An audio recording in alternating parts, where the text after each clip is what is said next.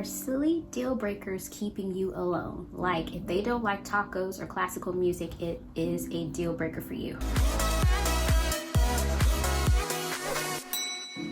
I'm Daria, welcome back to Salt's YouTube channel, and today we're going to be talking about 4 deal breakers that you should drop. Now, there are so many that we could talk about, but I'm going to talk about 4. So by the end of this video, I hope that you have a different perspective and we can differentiate the difference between our preferences versus non-negotiable standards in Christian dating. So subscribe to Salt if you have not already, and let's talk about these silly deal breakers. First one is height.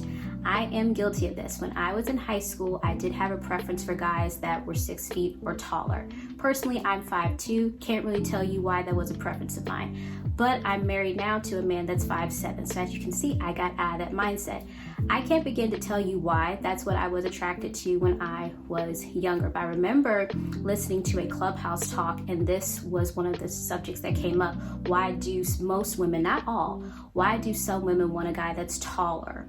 I think from what I gathered from that conversation was most women equate height to strength, to him being able to protect in case something goes down. And like, well, if he's taller, you know, he may have more stability. He may be able to fight for me if he needs to. And I get it, but there's so many great Christian guys out here, ladies, that they're not 6 feet. They may be 5'9". They may be, like in my case with my husband, maybe 5'7". Maybe they're closer to your height at 5'5".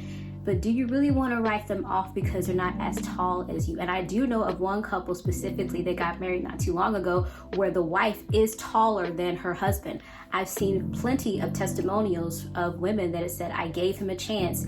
I may have to wear flats every now and then, but overall he's a good man. He treats me well, and I cannot imagine my life without him. So yeah, that's one we really got to reevaluate. And yeah, we all have different things that we're attracted to, but let's not completely throw this person away because they don't meet the height criteria. 2, hobbies and interests. I kid you not, I saw a comment on social media where a woman said that if a guy did not like tacos and classical music, she was not dating him. And that kind of threw me for a loop. Again, we all have what we're attracted to. We all have the things that interest us. And for her, it was classical music and she liked tacos. But when it came to the music, it was just like, why? You know, maybe he likes rap. Maybe he likes, you know, gospel. Maybe he likes pop or, you know, hip hop. Again, he may very well treat you well. He may very well be someone that you can spend the rest of your life with. And because he has different music preferences, are you really going to write him off? For me, my husband and I, there's a 6-year difference between us. I'm 6 years younger than my husband. So he grew up at the height of the 90s. Whereas me, I'm more familiar with the music that came out probably after the year 2000. So yeah, I'm familiar with Michael Jackson, but I can't say I was a diehard fan like he was during Michael Jackson's time in the height of his career. So there are some differences there, but I'm not judging him for that. I'm like, okay, you like this band. Okay, you like this particular music group. And even now we still find that even though we didn't grow up in the same era, there are some types of music that we do have in common. So to write someone off because they don't like a particular style of music, or even down to sports. I have seen comments like that from some guys, like, you know, this girl, she has to like sports. She has to be outgoing and outdoorsy. That may not be the case. You may be the adventurous type. You may be the one that's outgoing and you like to, you know, do things spontaneously. But what if she's on the opposite side? Maybe you two can balance each other. Because at the end of the day, we don't want to marry a complete clone of ourselves. Let's be honest. If you do, comment below if you want to marry a clone of yourself. I did not want that. So it's okay if the person does not have the exact same interest as you do. It's okay that there are differences. It's okay that you didn't grow up the same way. You weren't exposed to the same things. Now you can learn from one another. And that's really beautiful because they can teach you certain things and vice versa. And now your worldview has expanded versus what you're used to.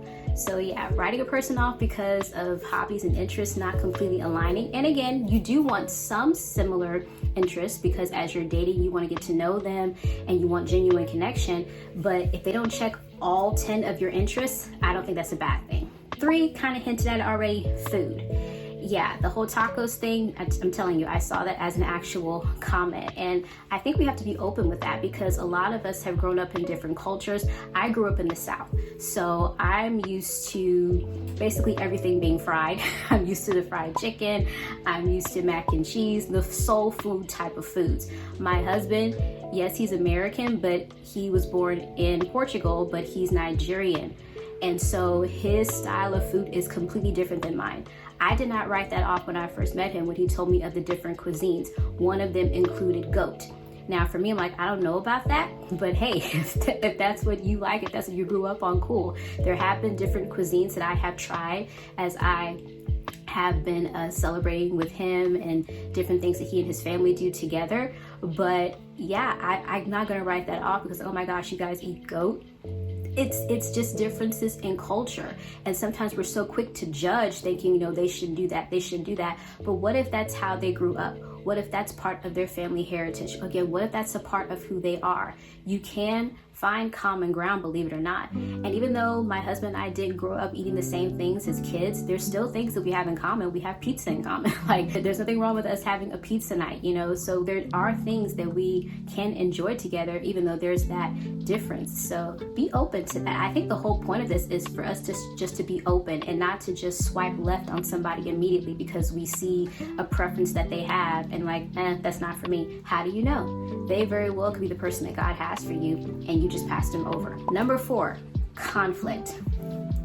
I remember hearing a story of a young couple that was in premarital counseling and they were so in love and they just believed that because they were so in love that they were never going to fight, they were never going to have any type of disagreements. Sad to say that couple is no longer together. And honestly, you all, for those of us that are afraid of conflict, that is, if you think that that is a deal breaker, it's not going to be. Now, I'm not talking about toxic behavior. I'm not talking about abuse, but there is such a thing as healthy conflict. Again, you and this person grew up differently.